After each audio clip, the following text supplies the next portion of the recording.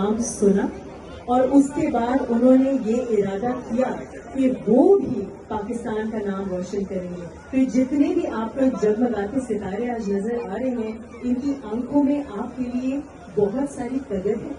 आपने उनको बहुत सारी मोटिवेशन और इंस्पिरेशन दी और आपने उनको एक होप दी कि पाकिस्तानियों आप ये कर सकते हो। तो हम आपका शुक्रिया अदा करना चाहते हैं और बच्चे आपका शुक्रिया अदा करना चाहते हैं। Thank you. आपने हमारे अंदर वो जज्बा दोबारा आज का 2012 से स्कूल लेवल से अगर देखा जाए तो मैंने ऑल पंजाब क्रिकेट भी खेली।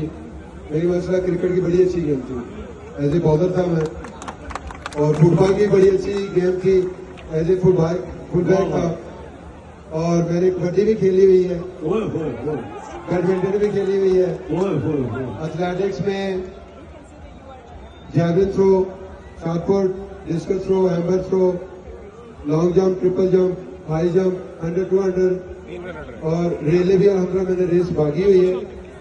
बेस्ट एथलीट रहा हूँ अंडर डिवीजन लेवल पे। क्या बात है यार, क्या बात है, सुन रहे हो नौजवानों, क्या बात है। और मेरे बड़े भाई एथलेटिक की गेम करते थे, कहते थे यार आपकी अकेले की माशा